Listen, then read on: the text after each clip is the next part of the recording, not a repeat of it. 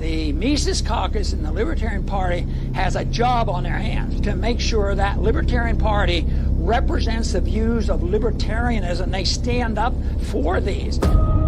Libertarians are the inheritors of an exceptionally venerable tradition of ideas that is noble and beautiful. And that carries with it a grave responsibility. We must be true to that inheritance. Enough putting people to sleep already. It's time we finally woke them up. The people know about it. They're awakening to this. They're listening to this message. It's up to us to do something about it. People crave authenticity. If you're going to get involved, this is serious, you better have some fun. This caucus is 3 years old, and it is the force in the Libertarian Party today. I sort of have to chuckle when they describe you and me as being dangerous. Not going to let the people who apologize for our torturers tell me they're offended by my joke. You have a right to do things that are very controversial. You're not up there trying to crack silly jokes. You're up there sending a message. This is who we are. We are the Ron Paul Army. That's who we are. We are dangerous to the status quo. We are in the business of ending genocide. End the lockdowns, end the wars, and there is no force on this earth powerful enough to stop an idea whose time has come. We weren't here to fight with other libertarians. We're here for the revolution. We have before us the opportunity to forge for ourselves and for future generations a new world order. This crusade, this war on terrorism, is going to take a while. We came, we saw, we died. We tortured some folks.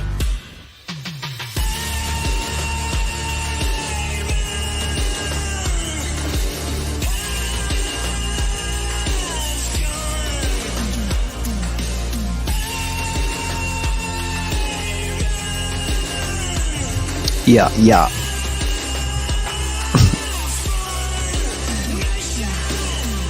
Don't give yourselves to these unnatural men with machine minds and machine hearts. You are not machines. You are not cattle. You are men. You have the love of humanity in your hearts. You don't hate. Only the unloved hate. The unloved and the unnatural. Soldiers, don't fight for slavery. Fight for liberty.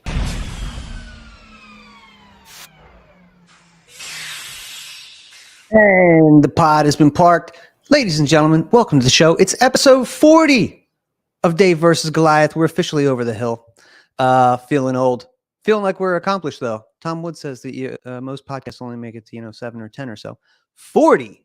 That's an accomplishment. So can't believe we made it, but we did. So if you're hearing this, please share the links on YouTube, on Facebook, wherever you see them. And if you're listening on Spotify and iTunes, please leave a nice review for your boy. 4 or 5 stars. Nothing less than that. Anything less than that, we're fighting. Guys, tonight we got a real good one. A returning guest. Not only, I don't think we've ever had anybody return even once, let alone for a third visit. We'll get more into that in just a second. But just some housekeeping here. Guys, go to wheeliespharmacy.com. It's WHEELYS pharmacy, like moo cows and pigs pharmacy, FARMACY.com for amazing CBD tinctures, capsules, lotions, teas, and more.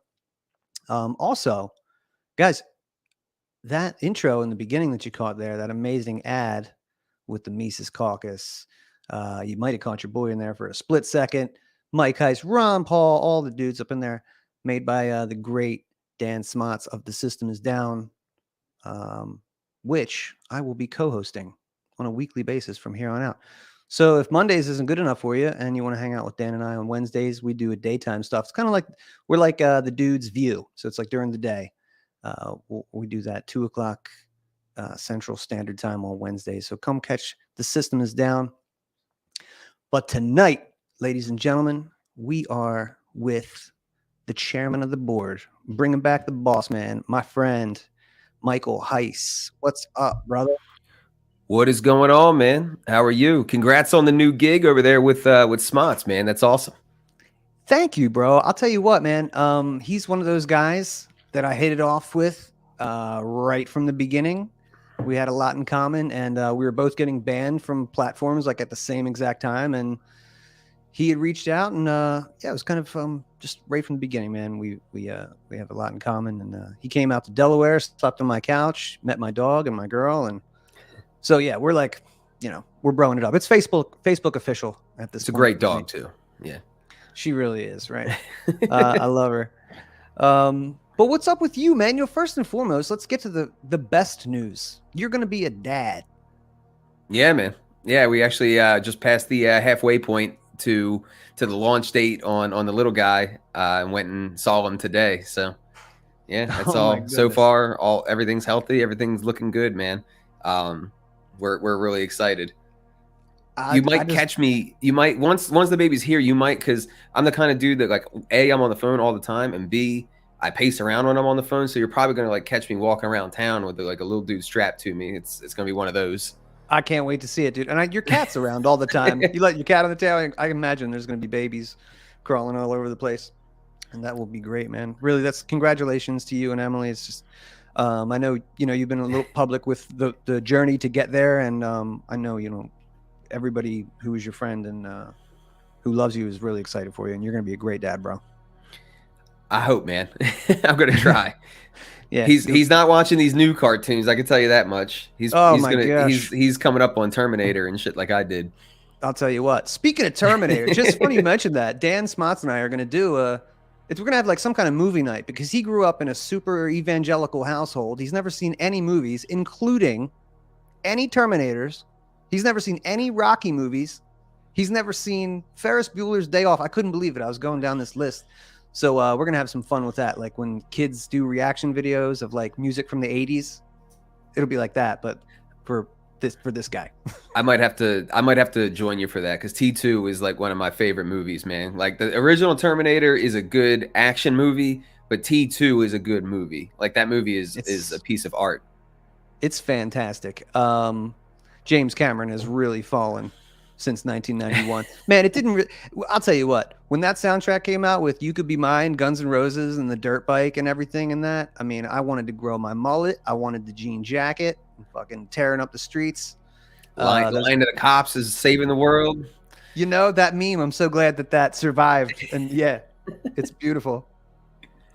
So yeah, man, congratulations on that. I just think that's great, and everything's going to change in maybe just a few short months for you, bro. But it'll be great. Yeah, right around June 8th. That's the launch date.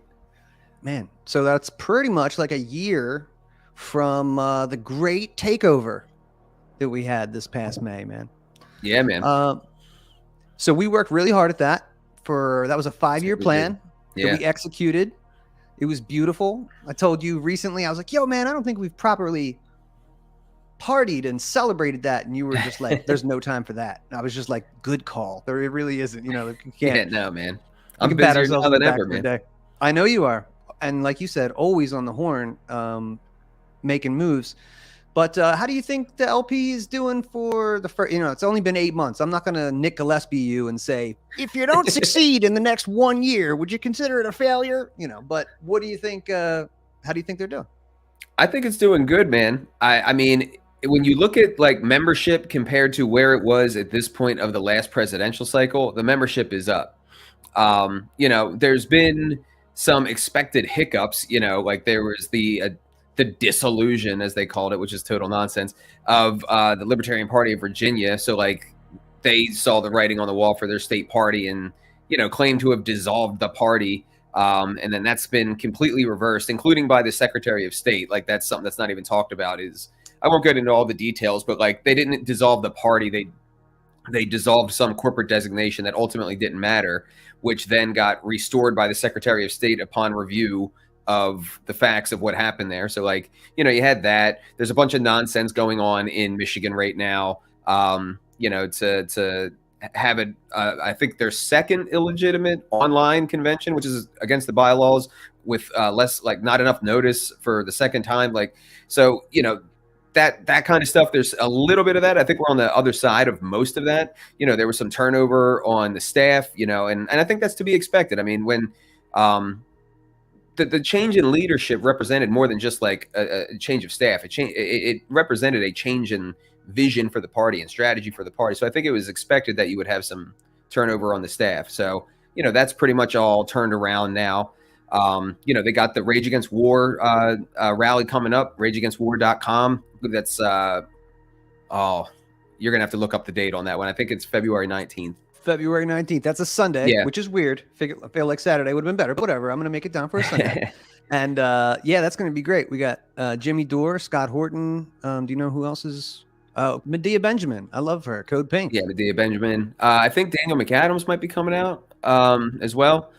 Yeah, there's gonna be a bunch of people, man, and I'm seeing buses coming from Florida, buses coming from PA. Like, I think there might be a solid crowd here, and like I said, like libertarians need to come out because this is a coalition event with some progressives, and they will come out. You know what I mean? So like, we can't let it be a progressive washout. We gotta show up and rep the party and rep what we're about and rep peace. Yeah.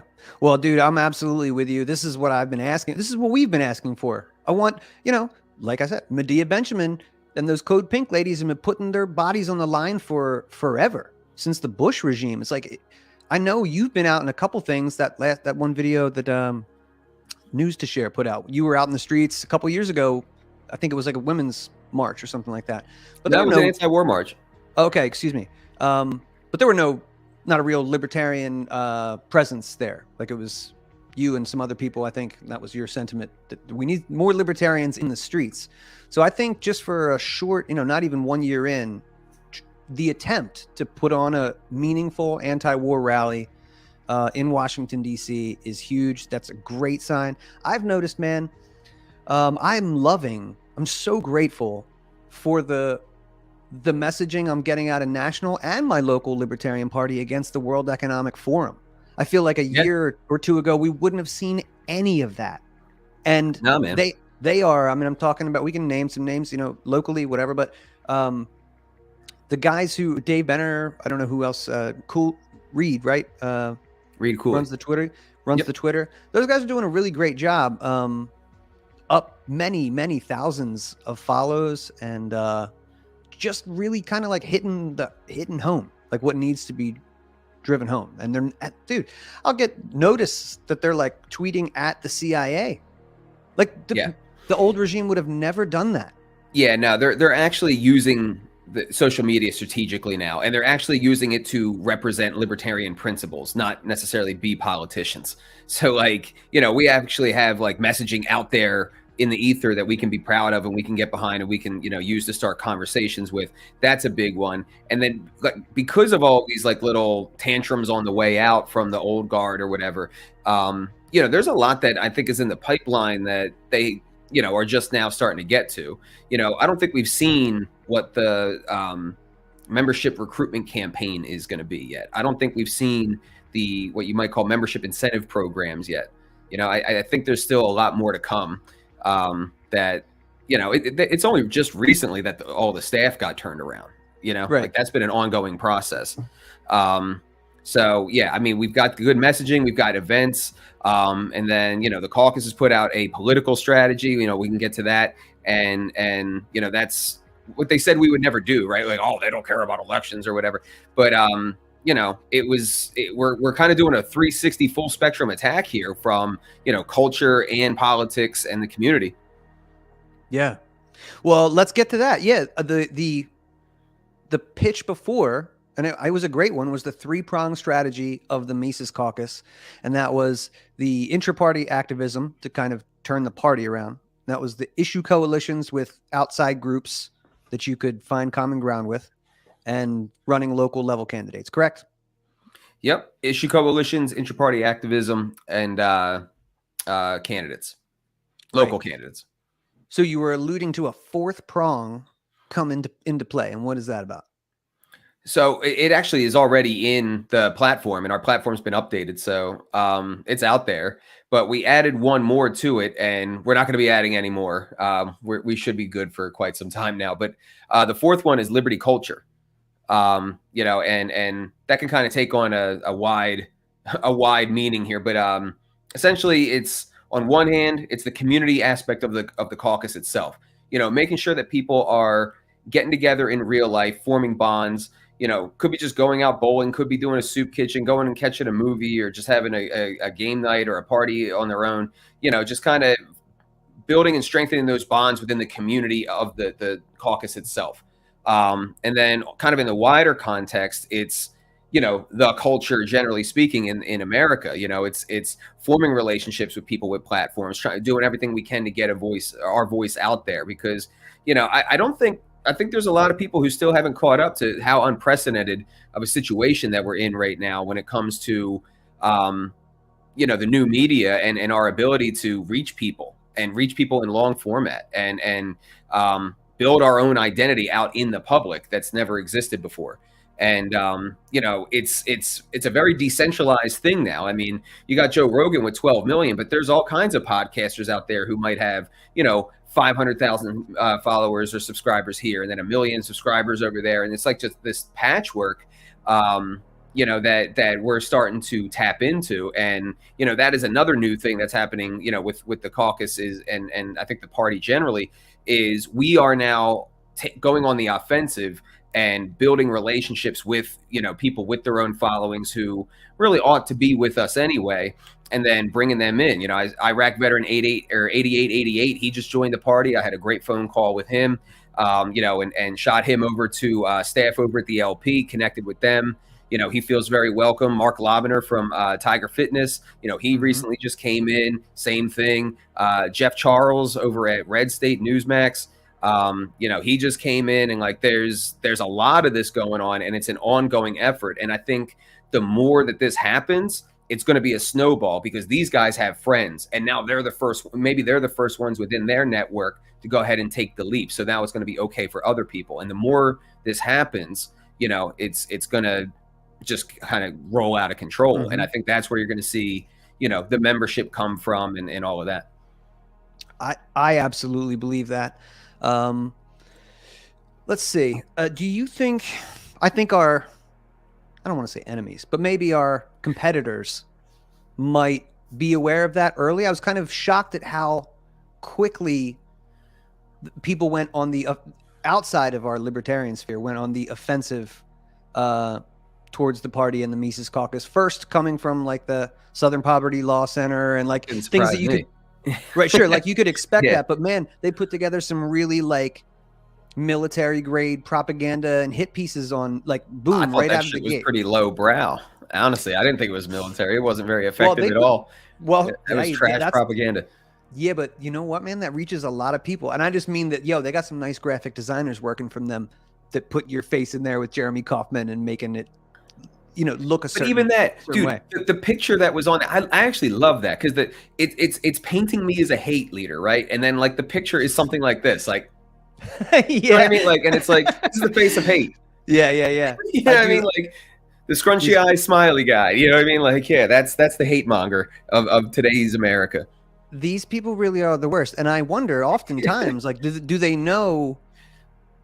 And it can go from like the levels of the SPLC to like down to like Reason Magazine. Like, when you say, hey, there are people that think that you're a bigot, like, do you believe that? Or are you saying that because you're trying to put forth a certain narrative? So I'm going to play a quick clip and we're going to talk about it. Is the Libertarian Party open to bigots and racists? Technically speaking, you can have whatever thoughts you want. You can't violate the NAP, though. Okay. That doesn't mean that it's a good thing or that you have to accept it, because again, we have to be accepting of people's standards, even if they're controversial or we might not like them. But libertarianism isn't about wrongthink. It's about non-aggression, self-ownership, and property rights.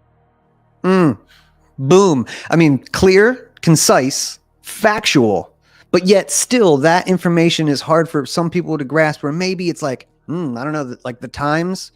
But that somehow gets misinterpreted to Mike Heise and the Mises Caucus are welcoming of bigots, like they want to create a pipeline to get all the bigots in or something, just because of what you said, which makes absolute sense. Like we are not here to police your thoughts.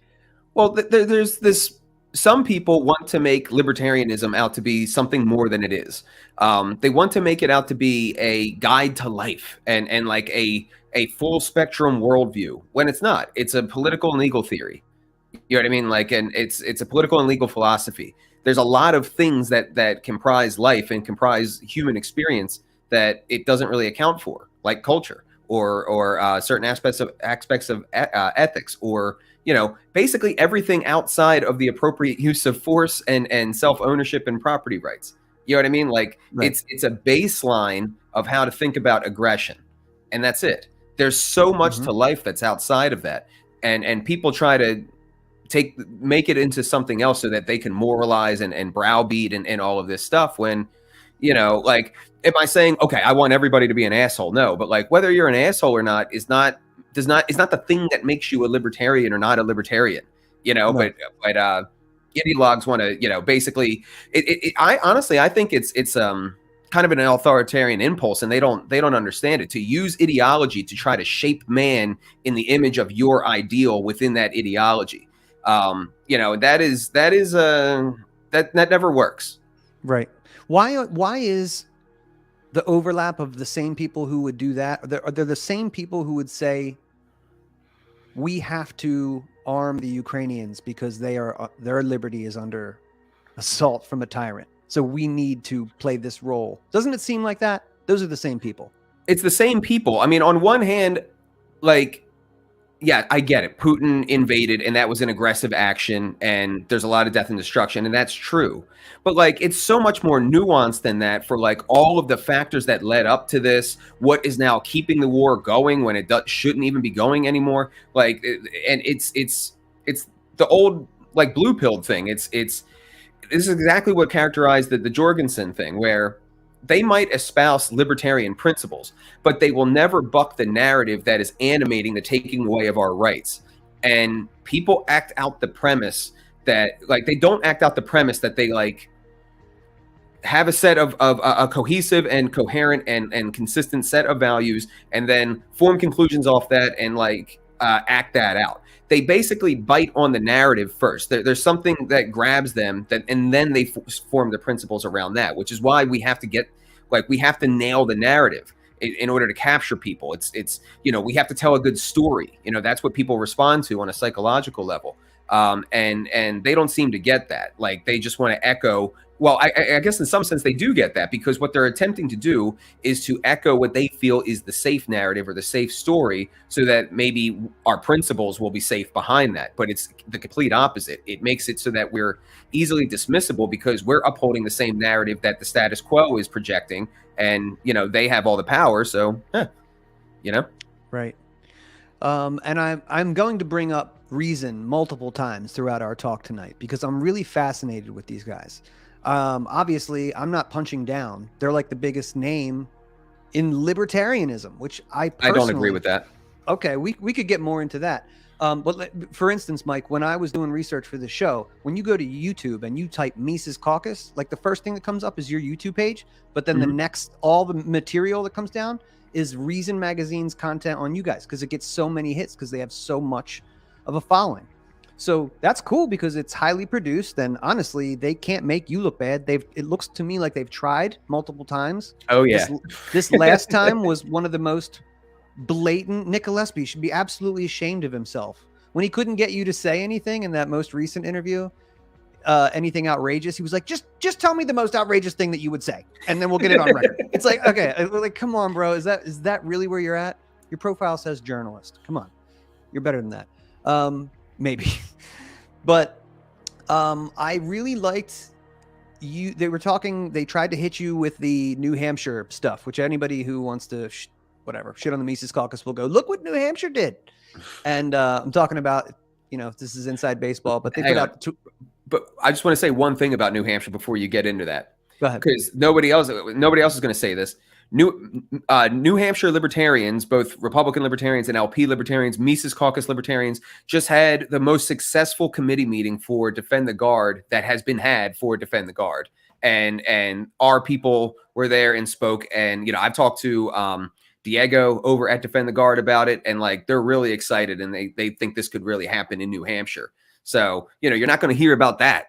You're not going to hear about that. You'll just hear about, well, they tweeted something a couple times or once. Absolutely. Anyway, go ahead. No, sure. And I'm not coming down on New Hampshire. It's like, because you and I, even if we are like, that wouldn't be something that I would tweet. You and I aren't going to bitch and moan or yell or say that should be taken down or you represent everybody. Like, that's just ridiculous. But they gave you grief that I thought it was funny. They said you should feel empathy for Meghan McCain. and you just went, whoa. Like, wait a second. Empathy for who? Meghan McCain? Like, the look on your face was just like, guys, I'll hear you out all day, but that's just ridiculous. I don't have empathy for Meghan McCain. And the guy on the right, proceeds to, well, you're a human being, Mike. It's like, yeah, but libertarianism isn't about empathy. It's about property rights, non-aggression, these things that, you just went over. And right. I have empathy for people who are getting screwed by the state. And that's what you said. Where's the valve for this? How do we yell at these people if it isn't? How are you supposed to be polite about the genocides? How do you do that? I kindly ask you to stop all the murder, sir. Like what are you talking about here? You know what I mean? Yeah. Like, because and I could understand it if there was anywhere in society for that conversation to be had, but there isn't. And right. These are the same people who will echo like those who make peaceful revolution. I forget the exact terms, but those who make peaceful change impossible, make revolution necessary, or something like that. I'm butchering it a little bit, but you get the sentiment. They'll say that because JFK said it, or riots are the language of the unheard from MLK when it suits their narrative or the narrative that they're echoing. But then when it's libertarians basically saying I don't really have empathy for this chick who put that photo herself out into the public and like used her father many times for a photo. I mean, dude, she has a picture of her book propped up against the grave of her father that she promoted. And again, you know what? I would actually agree with Reason on this if Meghan McCain was like a dentist somewhere or something, like just some civilian. Right. But like, this chick's on The View. She's out there advocating for war. She's in the mix. She's on the chessboard. You know what I mean? Yeah. Like, that's fair game. Yeah, absolutely it is. I couldn't agree with you more. I love the way that you handled that. Because it's a criticism that the caucus gets a lot. I get this a lot. But that we're just shit posting and that we just like to say stuff to like be outrageous. It's like, I really don't. Like, dude, you and I are just like some dudes. We just like hanging out, being friendly. We're loyal to our friends and our, but yeah, if you get on our back, I go after my enemies, or if I feel like, some institution that calls itself libertarian wants to like, call us racist, alt-right, stuff like that. Really bothers me. So they went on after that and said, well, you guys are guilty of this and shit posting. And would Ron Paul shit post? Check this out. No, Ron Paul. The one thing that is amazing about him as an individual is like, there are people around him, there's the newsletters in the past, etc. But when he was on the national stage, we got to rewind that back because I want everybody to see Mike's eye roll when he tells him about the newsletters. Here we go. Ron Paul, the one thing that is amazing about him as an individual is like, there are people around him, there's the newsletters in the past, etc. But when he was on the national stage, from really in the 21st century on, you never heard he's the opposite of a troll, right? He never spoke poorly of anybody in front of him, etc. And I mean, is that part of his appeal that he? I think so, and I know where you're going with that. But I also think that we're in a different time. I also think that the libertarian movement, and especially people within the Mises sphere, are much younger. And so I would, I would say go back and look at 1988 Ron Paul, where he basically said, there was one guy who was basically saying, we have to have the government enforce morality in terms of drug use. And I mean, he didn't use these words, but he essentially said, well, maybe the government should put your fat ass on a diet. You know what I mean? Like, and so, I think we got Ron Paul, the grandfather, and maybe not Ron Paul, the beast athlete from back in the day. Yeah. I love it. Nick Gillespie thinks he's hitting you with a gotcha journalism moment every time, and then you just like hit him with some just calm truth. It's like, bro, that was That was this is us. We're young men. We go hard. Or Jeff Douglas was like, Ron Paul ain't from Philly. You know what I mean? Like, right. Oh, Ron Paul doesn't do that. So shouldn't everybody that you know be exactly like, bro? Come on, bro. I mean, it's pretty redonkulous. And like I said, Gillespie, I'm coming for that leather jacket. I'm coming for your whole magazine. I'm fucking taking it over. But we're not getting just. We started to talk about the attacks that came in Southern Poverty Law Center. Obviously, Reason Magazine is on. You know, they listen to some garbage. But also, everybody's been talking about Steven Crowder and the Daily Wire over the past week or so because maybe somebody got a raw deal or maybe somebody didn't, and they're just being a bitch about it or whatever. But both of those camps took aim at the Libertarian Party recently.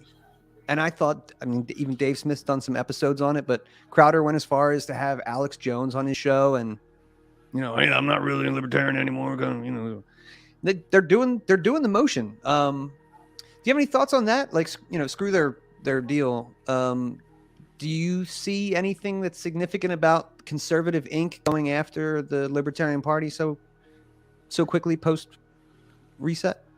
Oh, I think it's typical. I certainly expected it because it's I said the same concept on Reason, and I think it has to do with this. I think we are in competition with the dissident right in a way that we're not with the left.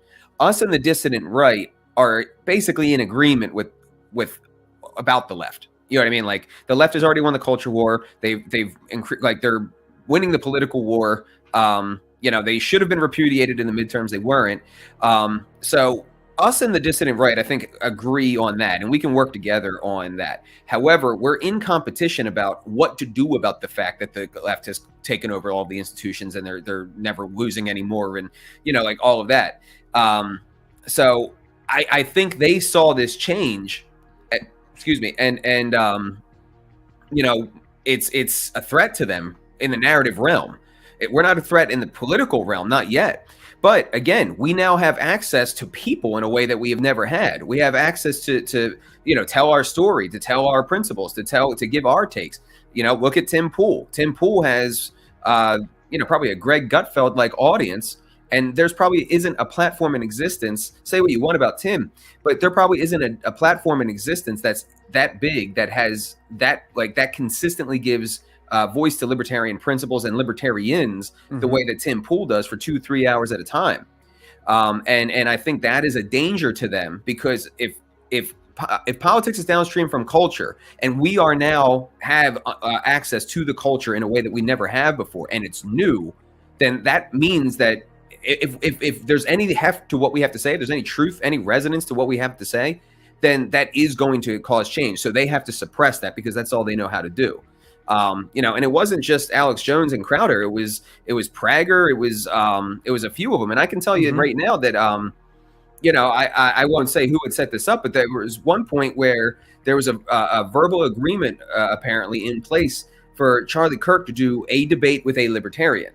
And I was approached about that to see if Dave would want to do it. Dave agreed.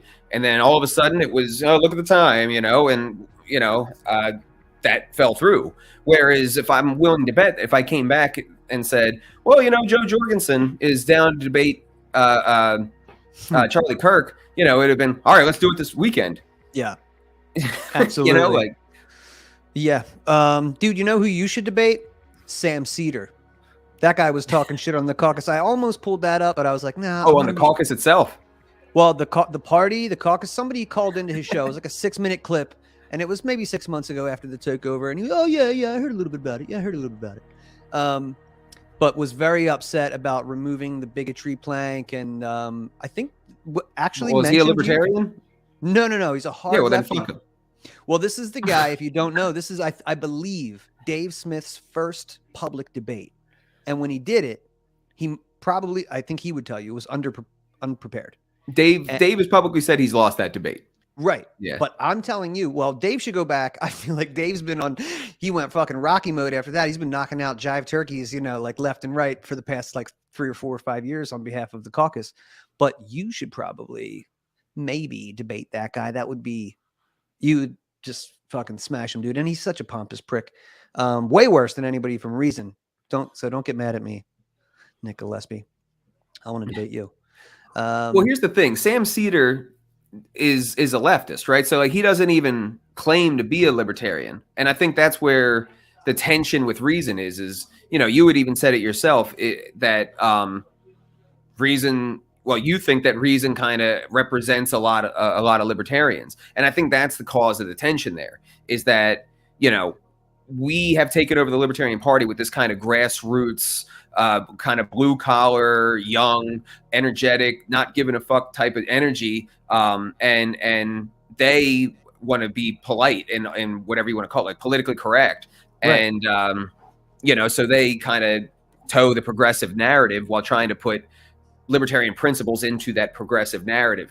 And I think that's where the tension is because Sam Cedar, I don't really care if he's upset that we removed the abortion plank. He's not even claiming to be a libertarian. I want you to go on there and get on his 1.7 million follows and destroy that idiot.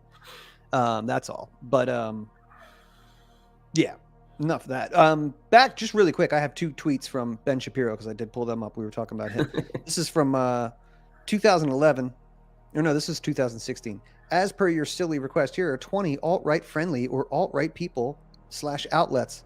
And definitely lists Ron Paul on that list of alt-right assets. Here's another one from Ben Shapiro from 2011. I think he was watching Ron Paul in a debate. Ron Paul is manifestly insane. As in previous debates, he's now gripping the pen as he would the neck of a Jew.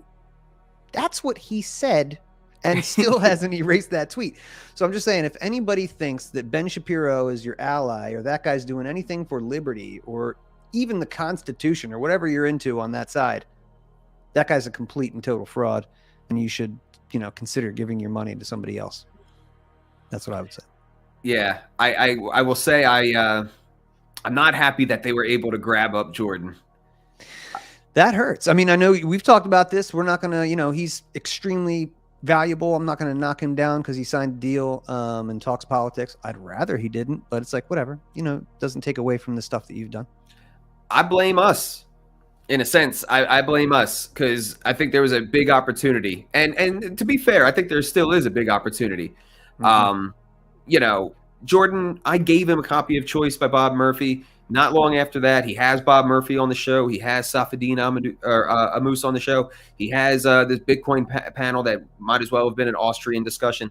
You know, he's been on the What Is Money podcast with Robert Breedlove. He's been on Michael Malice's podcast. He's friendly with Michael Rechtenwald. Like, there's a lot of hooks that we have in him, but he was openly saying, "Oh, I'm interested in the Austrian school."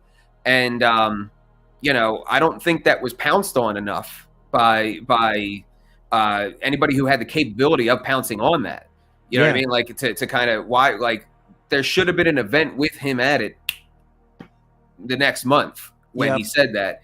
And who knows how we could have influenced him, because basically my theory is I've watched so much Jordan Peterson that I've noticed that he uses a very similar, what you might call a priori logically deductive argumentation style to describe psychic phenomena the way that we describe the business cycle. And so I've started piecing this together of like, if he's presented with this stuff, it's gonna click for him. Like, he's gonna get it. And that seems to be what started happening with the Austrian stuff. And I don't think he forgot it.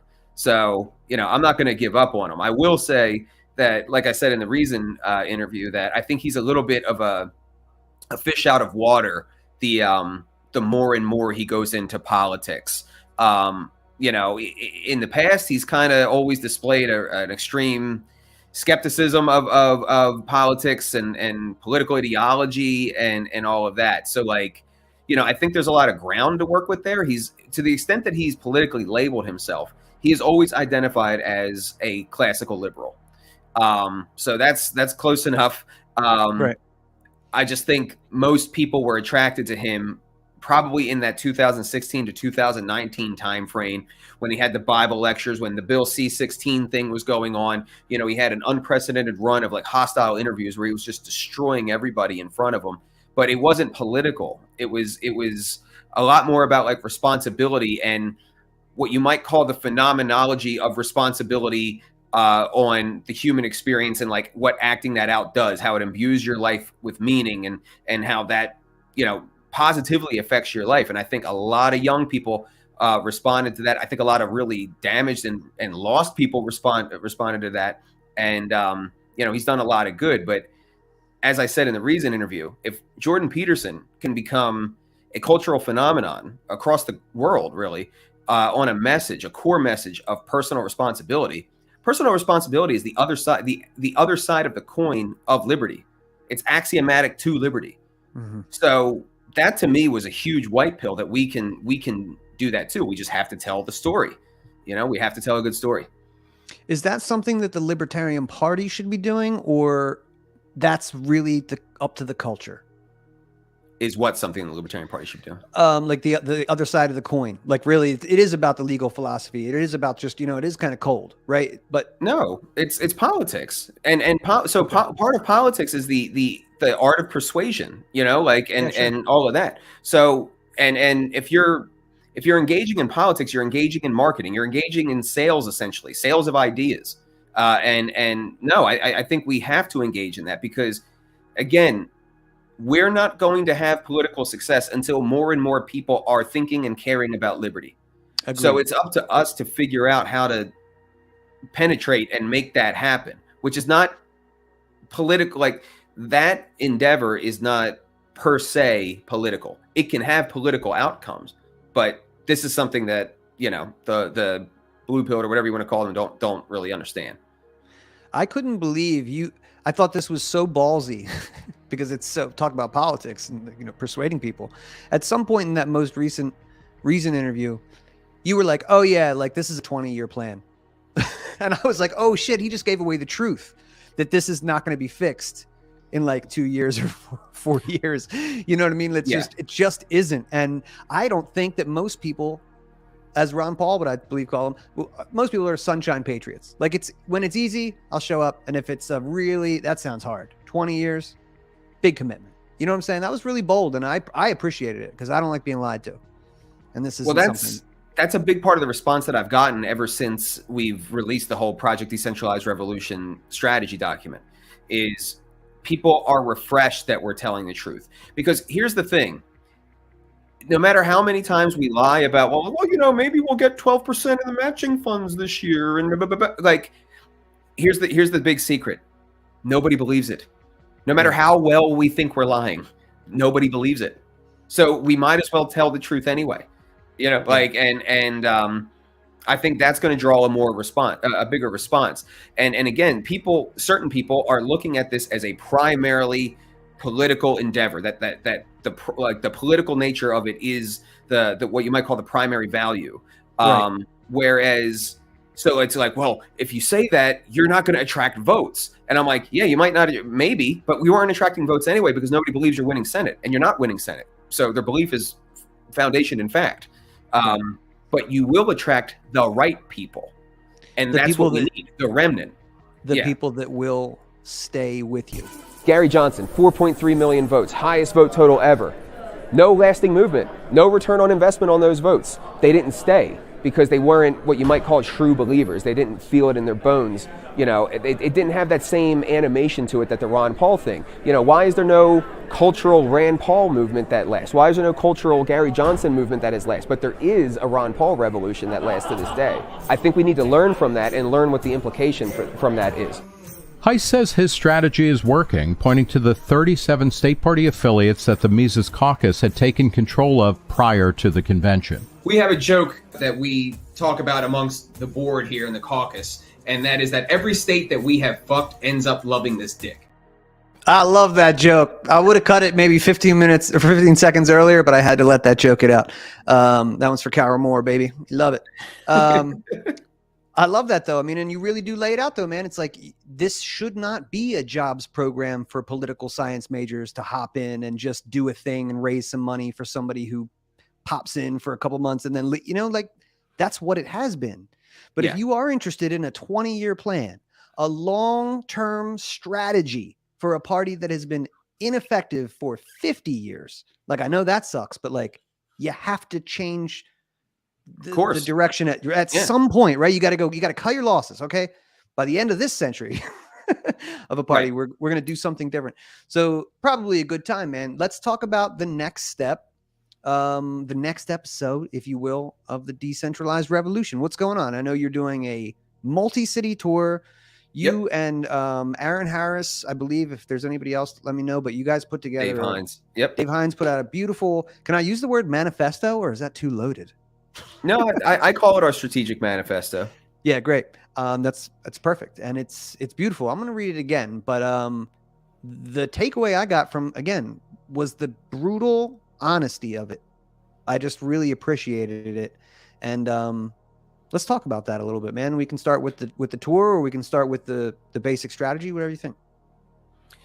So the basic strategy is we're going local, and the first half of that document is, as you're describing, it's not even strategy per se. It's we can't even lay out a strategy until we get honest with ourselves about all the ways that we fucked up and where we're failing and how we're failing and taking responsibility for it because we have failed.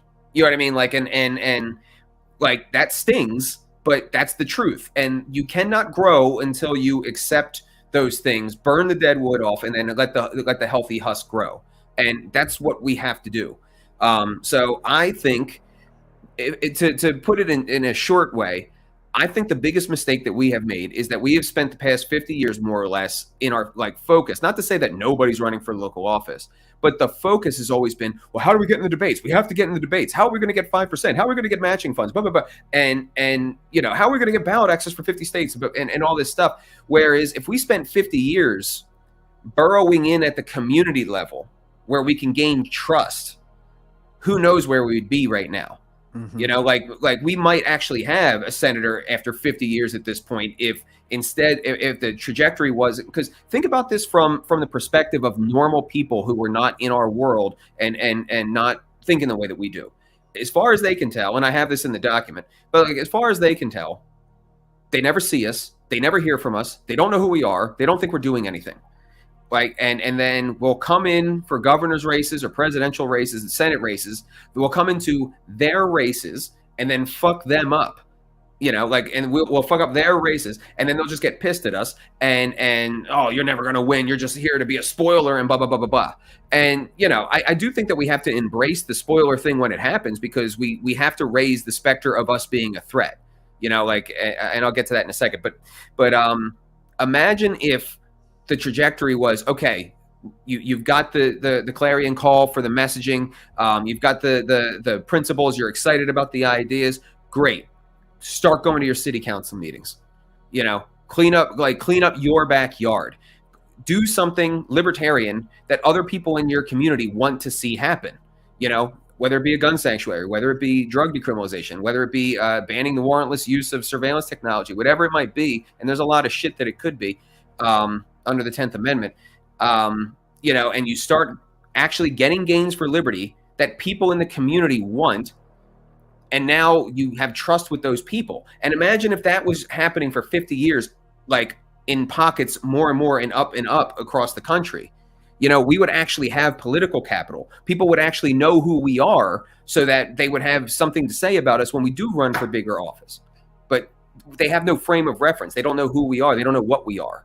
So, that's been a big mistake, in my opinion. And the word that I use repeatedly in that document is trust. We talk so much about ideas, but we don't understand psychology. And we don't understand what makes people tick. People do not, like I said, we're the crazy nerds here. And people aren't like us where it's like, every aspect of how I view politics must be cohesive and logically consistent. People don't do that. Not normally. You know what I mean? There's some really fascinating work out there by Jonathan Haidt about the connection between general personality type and political association. And there is a tight agreement, or a tight association, I mean. And what he found, and he included libertarians in these studies, and what he found is that libertarians are low in agreeableness the way that conservatives are, but we're also high in openness the way that liberals are. And then also like liberals were low in disgust response. Not all libertarians, but it's important to understand these things to see what makes conservatives tick or what makes liberals tick. And that's how we're going to kind of build that trust. But it's also going to be that because there's not that many of us, like the amount of work per person that's going to be on our shoulders is a lot compared to the armies that they have. You know, like if you are the only libertarian in your town, you have got to get to city council and start lobbying for whatever issue could work, you know, whether that be gun sanctuaries or whatever. And then you become the doer and you're not a joke anymore. You know, they might still look at the party that way, but like you now have a base from which you can say, no, this is what we're about. This is what we do. This is what we want, and just move forward with it. Yeah, man. And we did get, you know, a couple people followed this recipe this last election cycle, and we got a Meecock mayor, and Bill Schultz was elected to city council, got Thomas Massey's endorsement, which I thought was huge. Following this plan of going, you know, hyper local and oftentimes not even partisan races, you know, so you can kind of, it's not as sexy, right? Everybody knows that, but like it is what needs to be done. It is the long-term strategy to literally like get into your community, mix it up with these people, and gradually over time interject a little bit and maybe stave off the state where you can in the process, right? Right. So we have a campaign that we're running to funnel people into this. So runislibertarian.com, you know, that's where you got to go. And what we do there is that's where we're bringing candidates and campaign managers in. But so, like we've been doing 2 trainings a month for about 3 months now. You know, we're getting people ready to go out and do this work. And yeah, it's something like 250 candidates, or I'm sorry, 180 candidates and 90 campaign managers, something like that. Yeah, like that's what's going to have to happen. Now, you also mentioned the Take Human Action Tour, so Project Decentralized Revolution is essentially a 1-2 punch of programs. Like punch 1 is what we just described with Run as Libertarian, going local, and all of that. The other punch, and this kind of goes back to why we added prong 4 or liberty culture. You know, people love to in the libertarian sphere, they love to argue strategy. Obviously, you know, do we do the Republican strategy? Do we do the LP strategy? Do we do the agorist strategy? You know, do we just say fuck everything and make money? You know, all of that stuff. I'm of the opinion that whichever of those strategies is right is irrelevant, and none of them will work. Not one of them will work if there is not a healthy and robust community effort, or community, essentially a community component to this whole thing, because community is going to be the thing that holds us together no matter how bad things get or no matter how we fail. You know what I mean? Because if you have a community is the thing from which culture emerges and forms bonds. So like if we form, and we already have a nationwide community of people, that's the thing that makes it different when you come to Mises Caucus events versus LP events. Like we have that animation, that spirit, and you can feel it and you can see it. Mm-hmm. You know, anybody who was at the convention knows what I'm talking about. Anybody who was at the Texas events or the Pittsburgh events or, you know, the California events, they know what I'm talking about. And so we have got to do our best to cultivate that and grow that and strengthen that. And that's what the Take Human Action Tour is all about. Is we're bringing out the biggest stars of the liberty movement, from Dave Smith to Tom Woods to Maj Toure, Scott Horton, Daniel McAdams, Michael Bolden, you know, Patrick Newman, Jonathan Newman, Gene Epstein. Like we're bringing a whole cross section of the liberty movement. Michael Rechtenwald is coming out, you know, to 6 different cities around the country to bring that cross section of the movement together, have a good time together, and, you know, recruit as many people as from it as we can, both into the party as well as into you know, this Project Decentralized Revolution strategy. So not only will we have these speaking events, but there's also going to be free in-person candidate trainings the Sunday after the event. That's a really bold endeavor, Mike. It's what must be done. Yeah, It's great. Yeah, you are going to the city centers. 8 of them. It's looking like right now. Could change. Maybe more. Maybe less. Who knows? as of right now, and we're seeking sponsors. So go to Project Decentralized Revolution and hit us up, or throw some money in. Right now, it's looking like it's proposed for 8. As of right now, I'm preparing for it to be 6. So we're looking for sponsors if we want to get Indiana and Oklahoma City on the docket. We do have 6 hotels ready to go and locked in and all of that. The takehumanaction.tour.com should be up in a few days, with where tickets will be available, all that stuff. And the first event will be on April 1st in New York. Okay, when's the last one? Last one, well, it depends on if we get end of May. I think May 27th is the last one, unless we get Oklahoma City and Indiana on it. Then it will be the end of June. You're knocking them out like weekend. It's got to be early enough in the year to where people can come through and get trained and still have time to run a meaningful campaign. See, this is what I'm talking about, man. This is beautiful. You can go out, you can have some fun, you can learn, and you can enter your community, like learn what to do. Take that information back to your community, and man, take some human action. I'm telling you, it's a great tagline, but I actually like followed that mantra. If anybody out is watching, like you do meditations like every day, like when you start telling yourself something every day, if you practice gratitude every day, or you tell yourself to take human action, you get into the motherfucking universe every day and try and affect something every day. Like that has a really right there you go, buddy. It's gonna have really, really positive effects on your life, and I recommend it. Because no sense being a spectator. Why watch a program when you can write your own story? It's the best. So I'm excited about this, man. I'll try to go to New York. I'm definitely gonna go to the anti-war rally next month.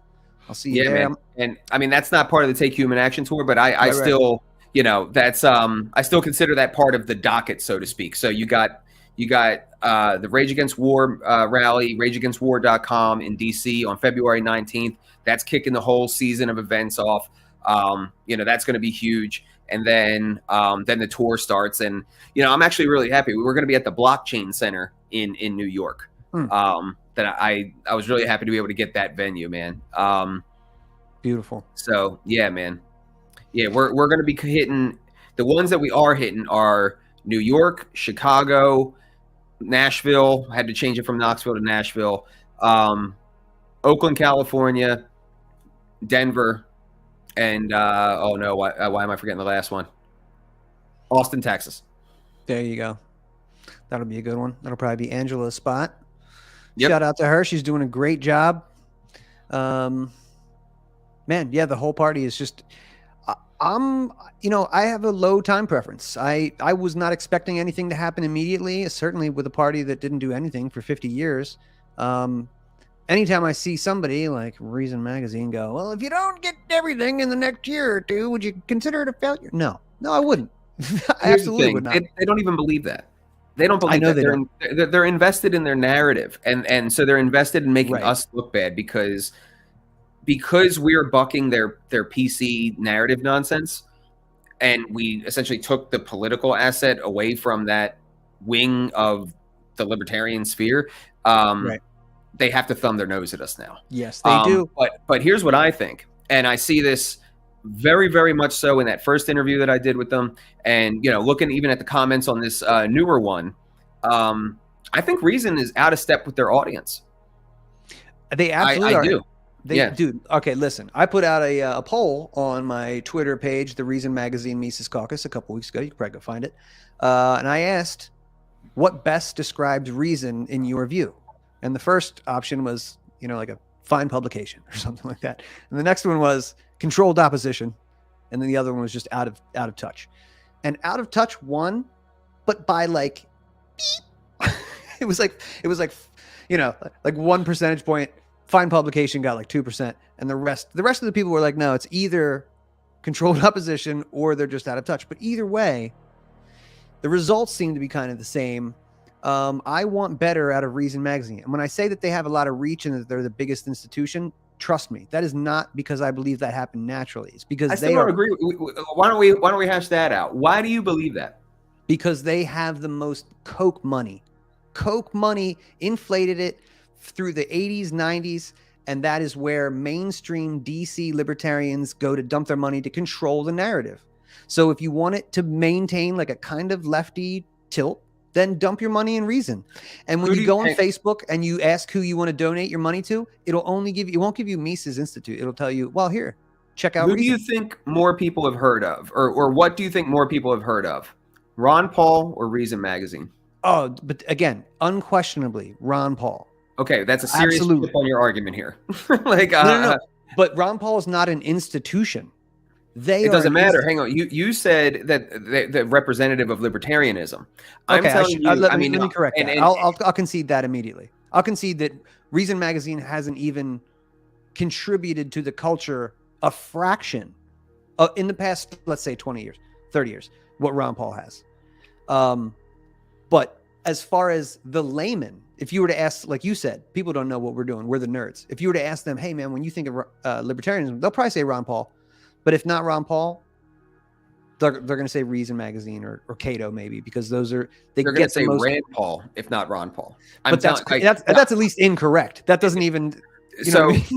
Right. But would you put it this way?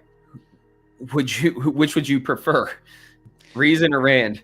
This is a different question though. Like I agree with you that what's better for the liberty movement, Rand Paul or Reason? Rand Paul. Rand Paul is better for the liberty movement than them. But what I'm telling you is that libertarianism and Reason are like intrinsically tied together. And that's unfortunate because they do us such a disservice. Well, maybe something new can emerge. A new liberty network can emerge. Shitty with the titties and the coming again.